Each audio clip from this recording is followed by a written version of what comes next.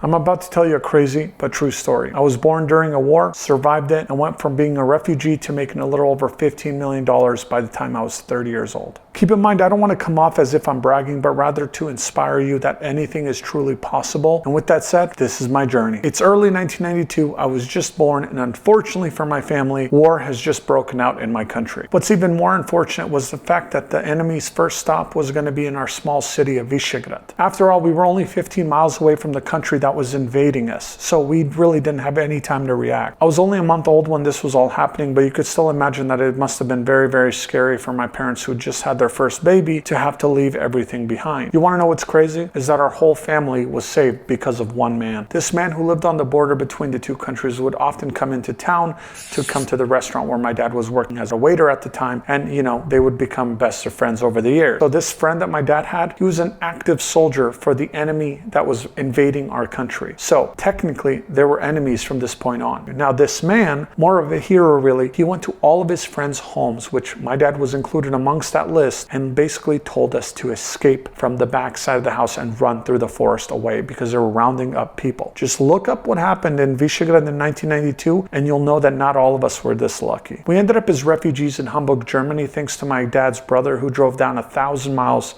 to pick us up at the border. Fast forward 5-6 years and your boy was speaking German like a pro, until eventually the German government sent my parents a letter which basically said the following: hey, the war is over in your country, you're refugees, you're not permanent residents here. Now you can either choose to go back and start all over again, or we can send you to America/Australia, and you guessed it, start all over again. It's now the summer of 1998. Gas prices were like, 65 cents a gallon, and we are now in America officially. There was 5 of us living in a 2-bed, 1.5 bath apartment in a really sketchy part of town in Portland, 5,000 miles away from our former home. And of course, to add insult to injury, I was a 6-year-old now learning my 3rd new language of my life, okay? So you can see where this is going. What we're also forgetting is that this was my parents' 2nd time dropping everything and starting over from zero all over again in just a few years. So you could imagine the mental exhaustion they must have been going through by this point in time. My mom was working 50, 60-hour shifts doing graveyards at a semiconductor plant. My dad was basically a handyman, so he was doing work whenever he could, basically just labor-intensive jobs. It was just me and my dad most nights because my dad worked the mornings and my mom worked graveyards. Now, I didn't know this at the time, but I'd be waiting for a few years before, the whole family got together and binge watched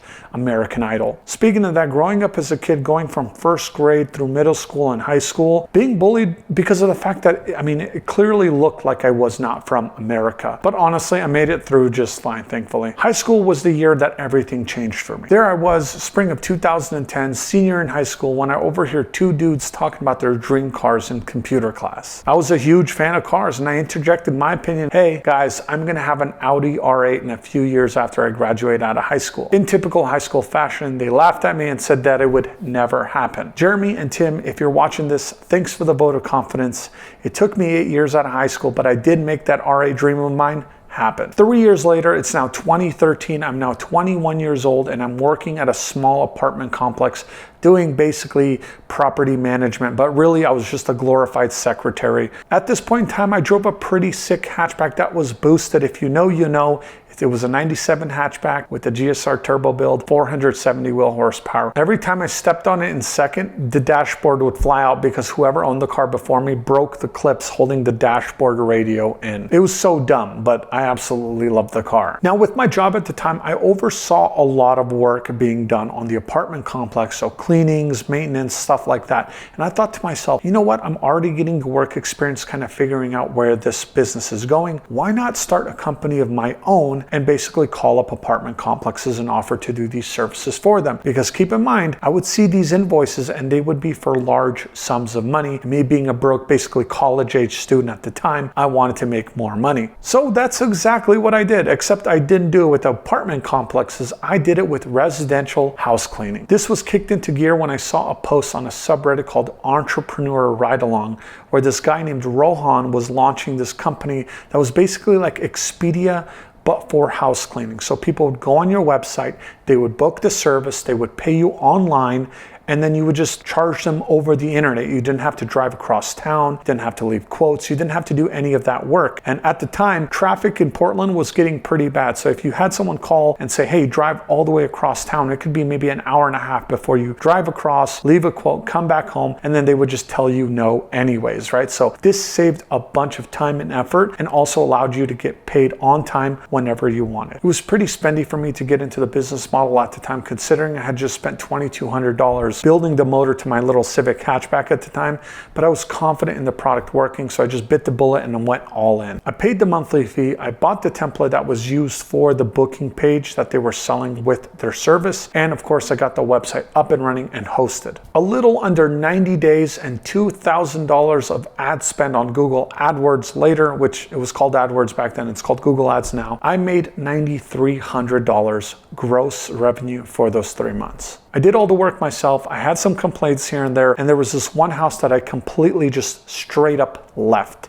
It was disgusting. So I just ended up leaving the house. I texted the guy. I said, I'm not cleaning your house. It's too dirty. And that didn't go over very well. But I ended the year with about $30,000 or so in gross income, maybe about $15,000 to $18,000 actual net income before taxes. Over the next 2 years, I had scaled the house cleaning company to $130,000 a year using 1099s, which were basically subcontractors.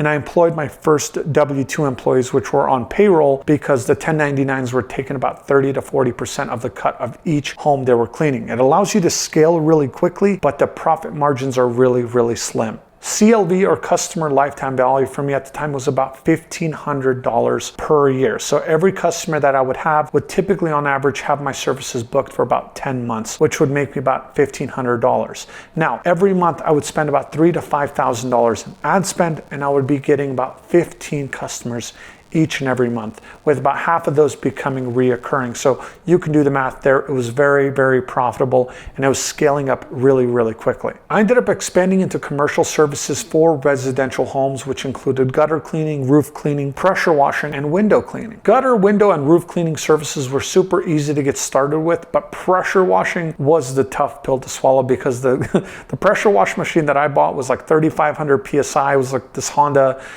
pressure washer, and it cost like $990 or something like that at the time. Funny enough, this pressure washer that I bought proved to be the most valuable investment of my life up to this point. 2015 was the wild growth stage of my life. 23 years old, and I bought my first brand new car, which was a 2016 Jaguar F-Type R with the 550 horsepower supercharged V8. It sounded wild, it was pretty fast, and it was a lemon. Yeah, the engine blew up at 16,000 miles, but the experience was still well worth it. At this point, I was making a little over $300,000 a year with my cleaning company, and I wanted to focus more on actual commercial work. I ended up cold calling a bunch of different property management companies and ended up actually being able to get a few bids in. I've also shared those on my YouTube channel over the years, so feel free to check those out as well. Honestly, it didn't pan out too well initially and was really, really slow to start, so I knew I wanted to start doing something else than just relying on house cleaning as a form of income, so I started looking into e-com. I wanted to expand in a way that didn't really take up too much of my time, and at the time I really kind of was focused in on Amazon FBA,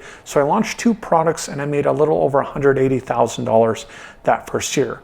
To be fair, my profit margins were very, very bad, a little over 20% after everything was said and done. So it wasn't really a great start, but it was still income that I was making on the side, so I considered it a win for me at the time. By the end of 2015, I was growing near $600,000 in gross income. Everything was going well, almost too well. The cleaning companies, the Amazon FBA store, everything was going so smoothly that eventually I found myself having a bunch of free time where I was doing absolutely nothing, and my mind was racing 90% of the day, wanting to try new things, try different things, get myself a little bit busy, because up to this point in time, I was feeling kind of restless, honestly. I've always wanted to open up a restaurant. So one day when I was going to a grocery store, next door I saw a for lease sign on the building. Now this building was like this old video game / DVD rental place, kind of like a hole in the wall kind of shop. And I decided, you know what, I'm gonna give them a call. And next thing you know, a week later, I'm having an appointment with the leasing agent. The lease agreement for the building was a triple net lease for $3,300 a month for 5 years, plus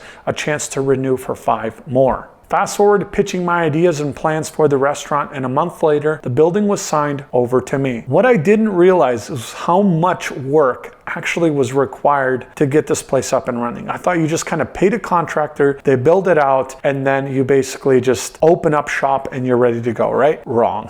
Building it out with an architect, designing the store, finding a contractor, paying that contractor, buying the equipment, getting the plumbing permits, getting the electrical permits, getting the fire marshal to approve the whole design of everything completed, getting the health inspector to sign off on all the right fridges being in the right place under the right temperature.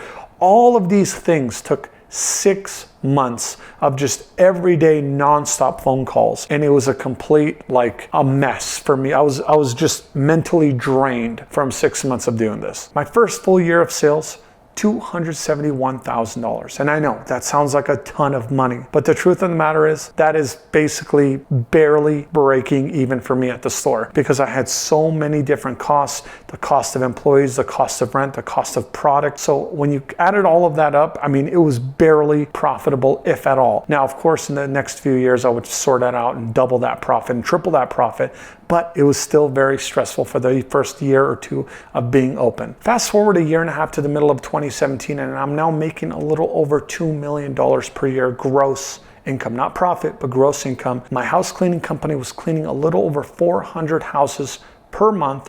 My restaurant was making a little under $500,000 per year, and my Amazon FBA store was clearing $90,000 a month in sales. Quick little story about how my YouTube channel came to be. So in super late 2017, when this channel had like 20 or 25 subscribers, I had this super genius idea to start a supercar YouTube channel. So I went ahead and I bought a brand new NSX because I wanted to be like Daily Driven Exotics. I wanted to be like Shmi 150 and all those guys monetizing their supercars and just having a blast while driving super cool cars around, right? What do you think happened? Absolutely nothing. The channel completely failed and it just really sucked. But then someone asked, hey, how do you even have that car? You're so young. And then I made a video about it. And the next thing you know, that channel completely pivoted towards what it is today. Moving forward, I decided that I wanted to live somewhere where there was sun year round. So I actually split my time up between California and Vegas most of the time. And this was a very welcome change, because up to this point I had gotten sick of the rain in Oregon. So nearing the end of 2019, I wanted to give myself a gift, which is a lifelong present of mine, which was buying a brand new Lamborghini, which was a 2020 Huracan Evo LP640. Unfortunately, what was waiting for me after that purchase was 2020. A few short months in, most of my income had already basically dried up because I was forcing to shut down everything. I couldn't go into people's homes to clean their homes. My commercial contracts were just kind of expiring. Nobody was really calling me to get work done because of the things that were going on. And then of course my restaurant, I had to just completely shut that down and just wait for news. And you can imagine that this was pretty scary because I was pretty much hemorrhaging money at this point. Now, the weirdest thing happened was that Amazon FBA was going up because everyone was sitting at home. People started spending a lot more money online, and my business was actually thriving. And that's the only reason I was kept afloat during this whole period of time. Now, keep in mind, I was still losing lots and lots of money, but Amazon FBA was keeping me afloat. Honestly, this was a really dark time for me. I gained a bunch of unwanted pounds, which even today I'm still actively working on taking off, and I just turned off. I just didn't really do anything fun. I just focused on minimizing damages. Sure enough though, 2021 has been great to me, and 2022 even better. I got my house cleaning company back up and even bigger than it was before. I'm cleaning a little under 500 homes each and every month. My restaurant is doing great. I opened up a second restaurant super late last year, so I've documented that whole journey on my Instagram. If you want to follow along, it's on there. And yeah, everything has just been kind of on the up and up. I'm still dealing with the repercussions of what happened, but I'm still, looking forward to the future and growing even further. And here we are moving into 2023. I quit YouTube back in 2020 when all of this went down, but I want to give YouTube another shot and try to give opportunity to help others find success as well, because this has really been a grounding moment for me. Going through what I went through, I don't want anyone else to go through it, because my parents went through so much stuff to get me to where I am today, and I would feel like I'd be doing you guys watching this video an injustice if I didn't try doing it for you as well. Also, I truly appreciate each and every one of you who have been active with my YouTube channel, even though it's been inactive for such a long time. Yeah, I just appreciate you guys being here still, even through all these years of turbulence. But like I said, I'm back and I'm ready to upload many, many more YouTube videos. You know, I made this video to inspire others, as well as introduce myself to the new and old followers of this YouTube channel, and to extend out a helping hand. I hope you guys enjoyed this story of mine, and I hope you guys all have a great day. Thanks for watching.